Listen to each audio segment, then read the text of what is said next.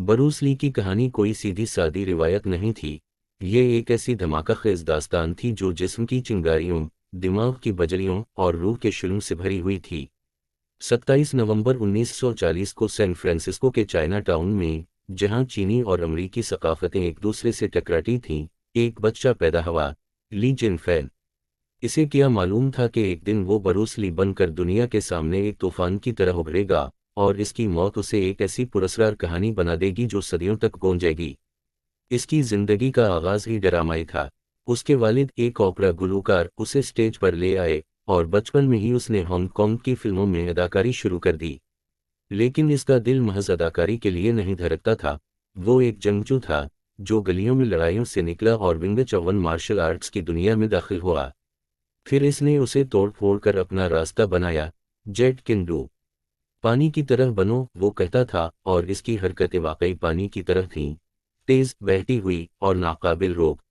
उसने अपने जिस्म को एक हथियार बना दिया, एक ऐसी मशीन जो 1 इंच के पंच से दीवार हिला देती थी, 2 उंगलियों से चुन-अप्स करती थी और एक लात से दरवाजे तोड़ देती थी। अमेरिका में वो फलसफा पढ़ने गया, उसने मशरिक और मगरिब को एक प्याले में मिला दिया। डोंट थिंक फेल इसका नारा बन गया, एक ऐसी बात जो इसकी लड़ाइयों में भी झलकती थी और इसकी जिंदगी में भी। वो चर्चा रक्स का बादशाह था, लेकिन इसके पाँव सिर्फ रक्स के लिए नहीं, बल्कि दुश्मनों को चित करने के लिए भी बने थे। जब हॉलीवुड ने उसे दी ग्रीन हॉर्नेट में कैटो के तौर पर देखा तो वो हैरान रह गया। लेकिन बरूस ली कोई पिंजरे का परिंदा नहीं था।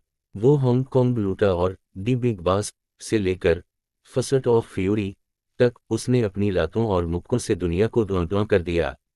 रोम के कोलोसियम में चाक नॉरिस के साथ इसकी लड़ाई, एक ऐसी जंग जो फिल्म से ज्यादा एक अफसाना बन गई। इसकी रफ्तार इतनी तेज थी कि कैमरामैन को नई तकनीकें, नई एंगल्स और स्लो मोशन की मदद लेनी पड़ी, वरना वो बस एक धंधेला सा साया लगता। इंटर द ड्रैगन ने इसे आसमान पर चमकते सितारे की तरह चमकाया, एक फिल्म जो इसकी मौत के बाद रिलीज हुई और इसे अमर कर गई। लेकिन वो सिर्फ लड़ाका नहीं था, वो एक फलसफी था, एक शायर था जो अपने शागिर्दों को सिखाता था कि असली ताकत अंदर से आती है। इसकी फिटनेस अफसानवी थी, एक हाथ से पुशअप्स, 2 उंगलियों से चुन-अप्स और एक जिस्म जो किसी मंदिर से कम ना था।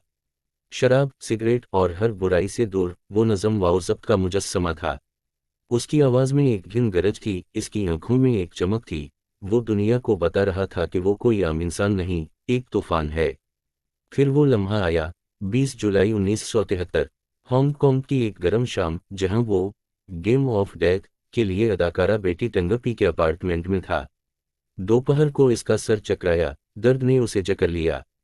बेटी ने उसे एकोजिसिक दी, एक सादा सी एस्पिरिन जैसी दवा, दर्द और नींद के लिए। वो लेट गया, शायद सोचा कि ये बस एक लम्हे की बात है। लेकिन वो लम्हा अबदी बन गया। जब इसे जगाने की कोशिश हुई, वो साकत था, बेजान था। डॉक्टर दौड़े आए, एम्बुलेंस की आवाज़ ने खामोशी को तोड़ा, और क्वीन एलिजाबेथ अस्पताल में ऐलान हुआ कि बरूस ली अब इस दुनिया का हिस्सा नहीं रहा। पोस्टमार्टम ने कहा कि दिमाग की सूजन, सेरिब्रल एडीमा, इसे ले गई। लेकिन क्यों? दवा से रद्द-अमल, जहर की एक छपी हुई बूंद, या कोई और राज? खून साफ था, कोई नशा नहीं, कोई सबूत नहीं। फिर अफवाहों ने जन्म लिया कि शायद उसे मार्शल आर्ट्स के राज खोलने की सजा दी गई, कोई खुफिया गिरोह इसके खून का प्यासा था। कुछ ने कहा कि उसे नहुसत खा गई थी, इसका बेटा ब्रैंडन भी बाद में एक पुरस्कार मौत का शिकार हुआ। कुछ ने कयास किया कि वो हकीकत में मरा ही नहीं, कि वो छप गया एक नई जिंदगी के लिए।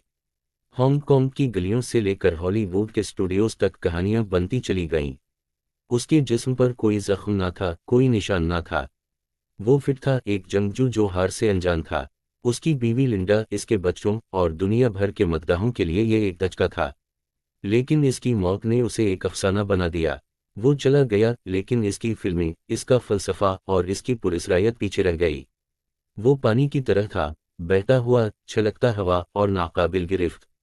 बरूस ली की जिंदगी एक धमाका थी, एक ऐसी कहानी जो लड़ाई, फन और हिकमत से झलकती थी।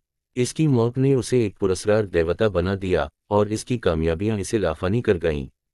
आज भी जब उसका नाम आता है, लोग सुनते हैं, हैरान होते हैं, और सोचते हैं कि एक इंसान इतना बड़ा, इतना तेज और इतना पुरस्कार कैसे हो सकता है। वो मरा नहीं, वो एक अफसाना बन गया, एक ऐसी कहानी जो कभी खत्म नहीं होती।